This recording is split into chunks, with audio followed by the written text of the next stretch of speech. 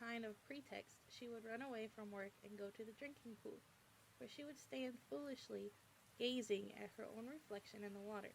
But there were also rumors of something more serious. One day, as Molly strolled blithely into the yard, flirting her long tail and chewing at a stalk of hay, Clover took her aside. "Molly," she said, "I have something very serious to say to you. This morning I saw you looking over the hedge that divides Animal Farm from Foxwood. One of Mr. Pilkington's men was standing on the other side of the hedge, and I was a long way away. But I'm almost certain I saw this. He was talking to you, and you were allowing him to stroke your nose. What does that mean, Molly?" "He didn't. I wasn't. It isn't true," cried Molly, beginning to prance about and paw the ground. "Molly, look me in the face. Do you give me your word of honor that that man was not stroking your nose?" "It isn't true," repeated Molly, but she could not look Clover in the face. And the next moment she took to her heels and galloped away into the field. A thought struck Clover. Without saying anything to the others, she went to Molly's stall and turned over the straw with her hoof. Hidden under the straw was a little pile of lump sugar and several bunches of ribbon of different colors. 3 days later, Molly disappeared. For some weeks, nothing was known of her whereabouts. Then the pigeons reported that they had seen her on the other side of Willingdon. She was between the shafts of a smart dog cart, painted red and black, which was standing outside of a public house. A fat, red-faced man in check breeches and gaiters, who looked like a publican, was stroking her nose and feeding her with sugar. Her coat was newly clipped, and she wore a scarlet ribbon around her forelock. She appeared to be enjoying herself, so the pigeons said. None of the animals ever mentioned Molly again. In January, there came bitterly hard weather. The earth was like iron, and nothing could be done in the fields. Many meetings were held in the big barn, and the pigs occupied themselves with planning out the work of the coming season. It had come to be accepted that the pigs, who were manifestly cleverer than the other animals, should decide all questions of farm policy, though their decisions had to be ratified by a majority vote. This arrangement would have worked well enough if it had not been for the disputes between Snowball and Napoleon. These two disagreed at every point where disagreement was possible. If one of them suggested sowing a bigger acreage with barley, the other was certain to demand a bigger acreage of oats. And if one of them said that such and such a field was just right for cabbages, the other would declare that it was useless for anything except roots. Each had his own following, and there were some violent debates. At the meetings, Snowball often won over the majority by his brilliant speeches, but Napoleon was better at canvassing support for himself in between times. He was especially successful with the sheep. Of late, the sheep had taken to bleating. 4 legs good, 2 legs bad, both in and out of season, and they often interrupted the meeting with this. It was noticed that they were especially liable to break into 4 legs good, 2 legs bad at crucial moments in Snowball's speeches. Snowball had made a close study of some back numbers of the farmer and stock breeder, which he had found in the farmhouse, and was full of plans for innovations and improvements. He talked learningly about field drains, silage, and basic slag, and had worked out a complicated scheme for all the animals to drop their dung directly into the fields, at a different spot every day to save the labor of cartridge. Napoleon produced no schemes of his own, but said quietly that Snowball's would come to nothing, and seemed to be biding his time. But at all their controversies, none was so bitter as the one that took place over the windmill. In the long pasture, not far from the farm buildings, there was a small knoll, which was the highest point on the farm. After surveying the ground, Snowball declared that this was just the place for a windmill, which could be placed to operate a dynamo and supply the farm with electrical power. This would light the stalls and warm them in winter, and would also run a circular saw, a chaff cutter, a mandrel slicer, and an electric milking machine. The animals had never heard of anything of this kind before, for the farm was an old-fashioned one, and had only the most primitive machinery. and they listened in astonishment while Snowball conjured up pictures of fantastic machines, which would do their work for them while they grazed at their ease in the fields or improved their minds with reading and conversation. Within a few weeks, Snowball's plans for the windmill were fully worked out. The mechanical detail came mostly from 3 books, which had belonged to Mr. Jones. 1,000 useful things to do about the house, every man his own bricklayer, and electricity for beginners. Snowball used as his study a shed which had once been used for incubators, and had a smooth wooden floor, suitable for drawing on. He was closeted there for hours at a time, with his books held open by a stone, and with a piece of chalk gripped between the knuckles of his trotter. He would move rapidly to and fro, drawing in line after line and uttering little whimpers of excitement. Gradually, the plans grew into a complicated mass of cranks and cogwheels, covering more than half the floor, which the other animals found completely unintelligible, but very impressive. All of them came to look at Snowball's drawings at least once a day. Even the hens and ducks came, and were at pains not to tread on the chalk marks. Only Napoleon held aloof. He had declared himself against the windmill from the start. One day, however, he arrived unexpectedly to examine the plans. He walked heavily around the shed, looked closely at every detail of the plans, and snuffed at them once or twice, then stood for a little while contemplating them out of the corner of his eye. Then suddenly he lifted his leg, urinated over the plans, and walked out without uttering a word. The whole farm was deeply divided on the subject of the windmill. Snowball did not deny that to build it would be a difficult business. Stone would have to be carried and built up into the walls. Then the sails would have to be made, and after that there would be need for dynamos and cables. How these were to be procured, Snowball did not say, but he maintained that it could not all be done in a year. It could all be done in a year, and thereafter he declared so much labor would be saved that the animals would only need to work 3 days a week.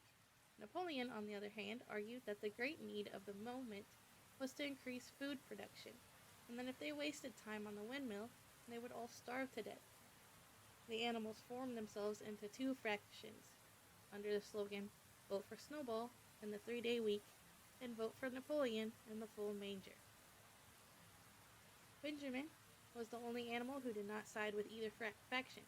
He refused to believe either that food would become more plentiful or that the windmill would save work.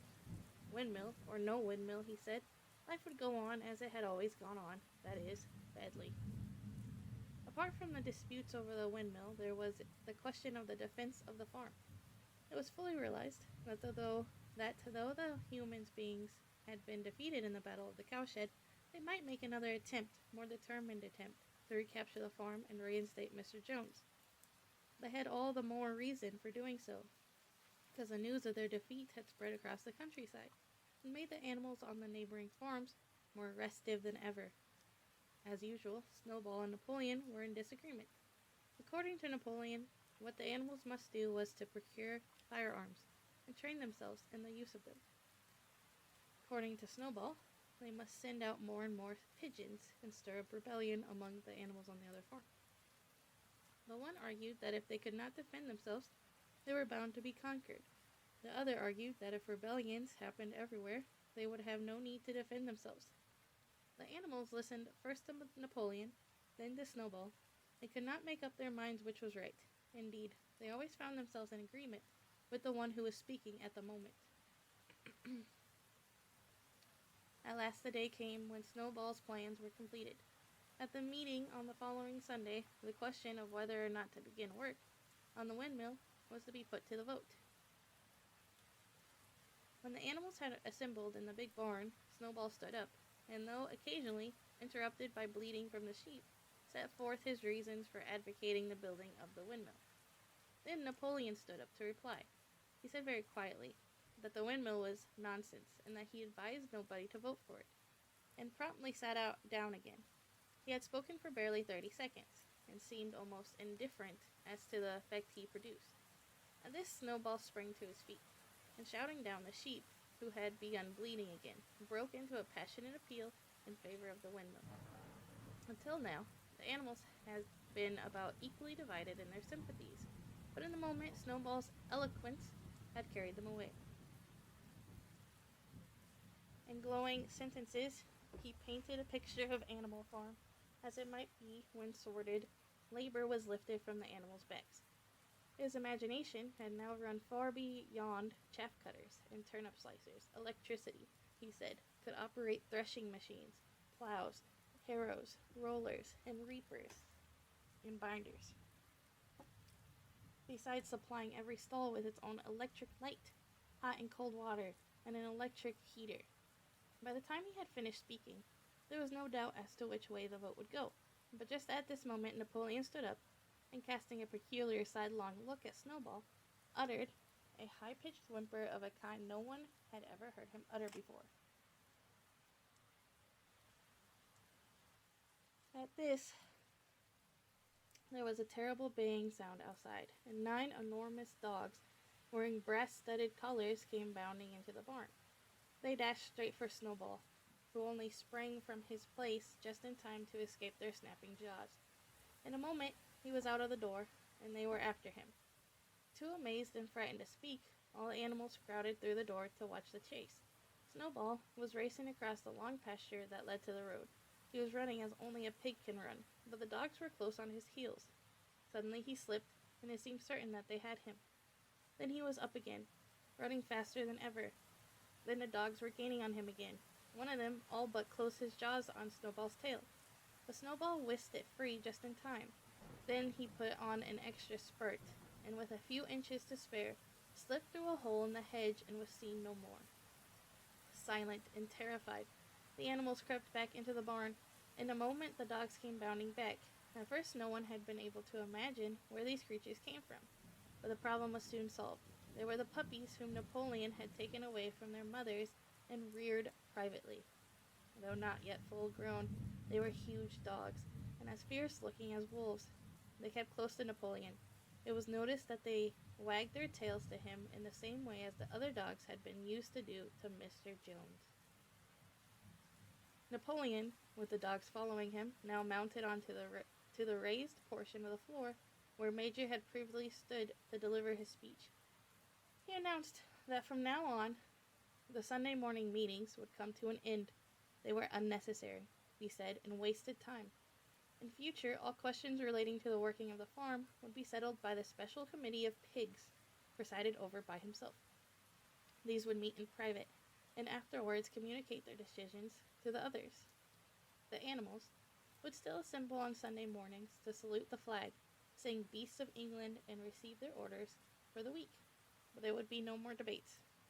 In spite of the shock that Snowball's expulsion had given them, the animals were dismayed by this announcement.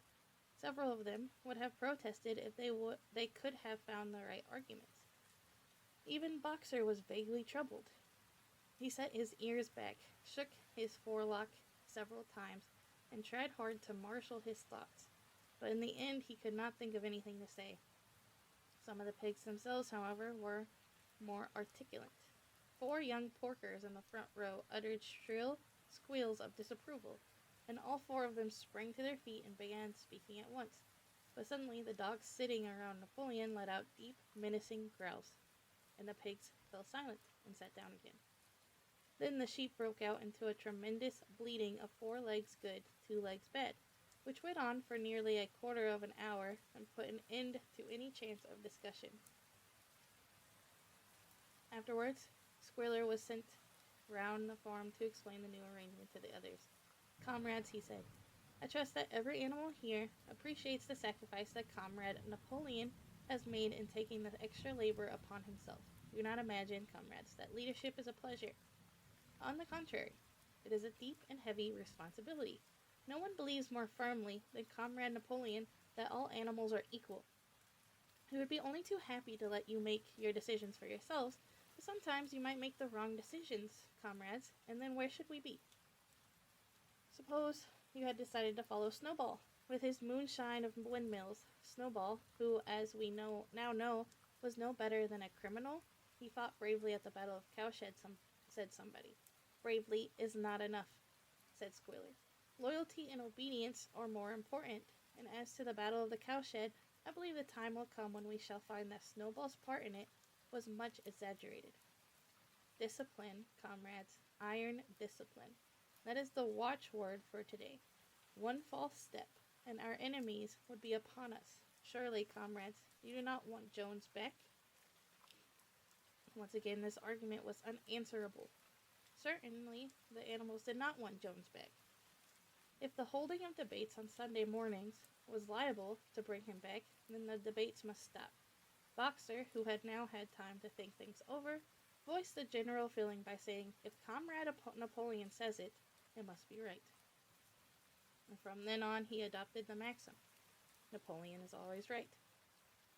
In addition to his private motto of, I will work harder. By this time, the weather had broken and the spring plowing had begun. The shed, where Snowball had drawn his plans of the windmill, had been shut up, and it was assumed that the plans had been rubbed off the floor. Every Sunday morning at 10 o'clock, the animals assembled in the big barn to receive their orders for the week.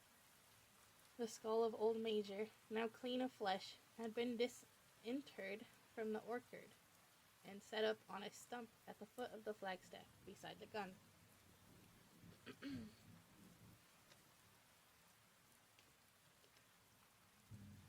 After the hoisting of the flag, the animals were required to file past the skull in a reverent manner before entering the barn. Nowadays, they did not sit all together as they had done in the past. Napoleon, with Squealer and another pig named Minimus, who had a remarkable gift for composing songs and poems, sat on the front of the raised platform, with the 9 young dogs forming a semicircle around them, and the other pig sitting behind. The rest of the animals sat facing them in the main body of the barn. Napoleon read out the orders for the week in a gruff, soldierly style, and after a single singing of Beasts of England, all the animals dispersed. On the 3rd Sunday, after Snowball's expulsion, the animals were somewhat surprised to hear Napoleon announce that the windmill was to be built after all. He did not give any reason for having changed his mind, but merely warned the animals that this extra task would mean very hard work. It might even be necessary to reduce their rations. The plans, however, had all been prepared, down to the last detail. A special committee of pigs had been at work upon them for the past 3 weeks. The building of the windmill, with various other improvements, was expected to take 2 years. That evening, Squealer explained privately to the other animals that Napoleon had never in reality been opposed to the windmill. On the contrary, it was he who had advocated it in the beginning, and the plan which Snowball had drawn on the floor of the incubator shed had actually been stolen from among Napoleon's papers. The windmill was, in fact, Napoleon's own creation. Why then, asked somebody, had he spoken so strongly against it? Here Squealer looked very sly. That, he said, was Comrade Napoleon's cunning. He had seemed to oppose the windmill, simply as a maneuver to get rid of Snowball, who was a dangerous character and a bad influence. Now that Snowball was out of the way, the plan could go forward without his interference. This, said Squealer, was something called tactics. He repeated a number of times, tactics, comrades, tactics. Skipping around and whisking his tail with a merry laugh, the animals were not certain what the word meant, but Squealer spoke so persuasively, and the 3 dogs, who happened to be with him, growled so threatening, that they accepted his explanation without further questions. And that's the end of chapter 5. We will read chapter 6 next Tuesday. Hope you enjoyed it. This story is very familiar, but I think that chapter was very intense. Very, very intense. Thank you to the libraries that provide books for free online, and thank you for this website that has a bunch of them. So, hope you guys enjoyed it.